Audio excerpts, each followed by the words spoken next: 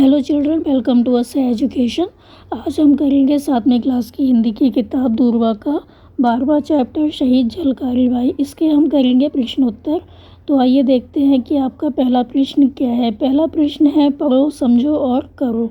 तो यहाँ पर शब्द दिया हुआ है चिंता और बनाया गया है चिंतित। इसी तरह आपको जीवन का, पीड़ा का, उपेक्षा का, सुरक्षा का और पराजय का बनाना है। चिंता का बना चिंतित, तो जीवन का बनेगा जीवित।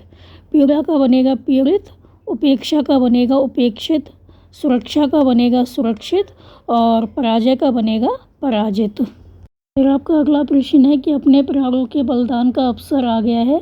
इस वाक्य में प्राणों का बलिदान देना मुहावरे का प्रयोग हुआ है।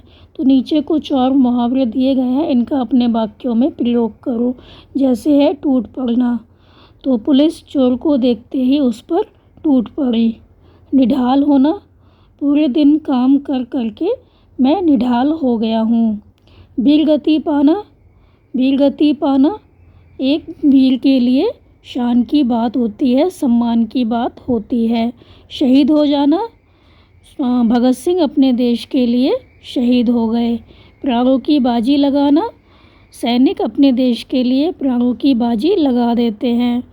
फिर है मौत के मुंह में जाना, तो अनजान डरावनी जगह पर जाना मौत के मुंह में जाना होता है। मैदान में उतरना, भारतीय टीम क्रिकेट के मुकाबले के लिए मैदान में उतर गई। फिर आपका अगला प्रश्न है कि प्रश्नों के उत्तर लिखिए। तो झलकारी बाई ने लक्ष्मीबाई से किस चीज़ की मांग की और क्यों? तो झलकारी बाई ने रानी से उनके वस्त्र, पगड़ी और कलगी की मांग की थी। अपनी रानी को झांसी से सुरक्षित बाहर निकालने के लिए उसके पास इसके अतिरिक्त कोई और चारा नहीं था।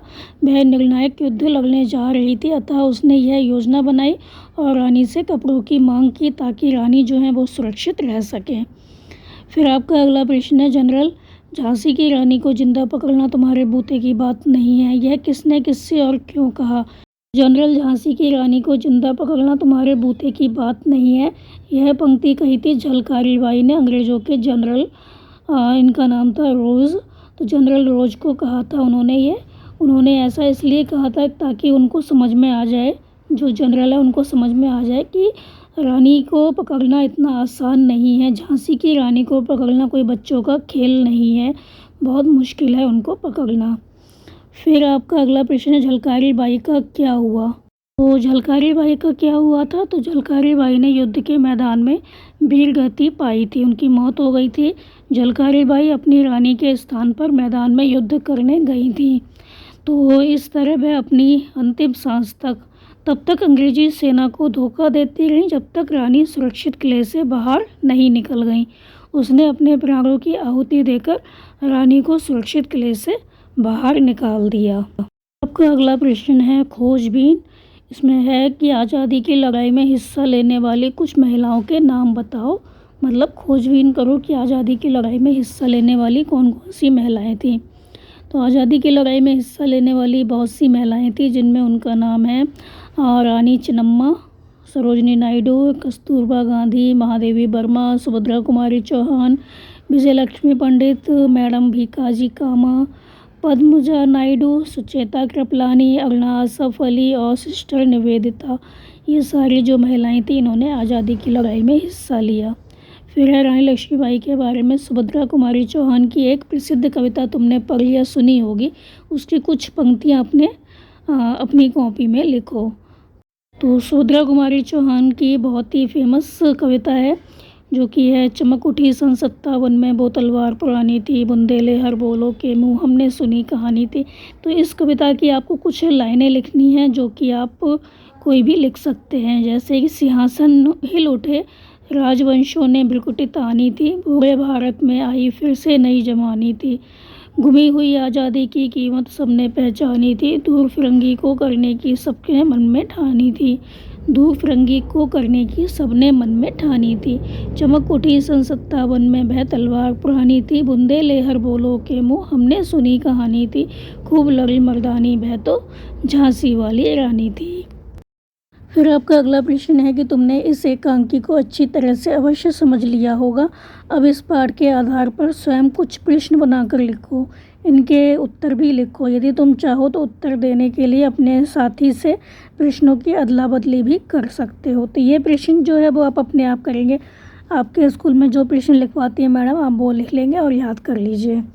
फिर हम करेंगे अगला प्रश्न। आपका अगला प्रश्न है कि झलकारी बाई लक्ष्मीबाई की हमशक्ल थी। तुम्हारे विचार से हमशक्ल होने के क्या क्या लाभ या हानि हो सकते हैं। तो हमशक्ल होने के बहुत से लाभ भी हैं और बहुत सी हानियाँ भी हैं। तो हमशक्ल होने के लाभ और हानियाँ दोनों ही हैं। जैसे कि गलती एक जना करता है लेकिन जो सज़ा है वो दूसरों को मिल जाती है। जो दूसरा हमशक्ल होता है उसको सज़ा मिल जाती है। तो एक को लाभ होता है, दूसरे को हानि हो जाती है।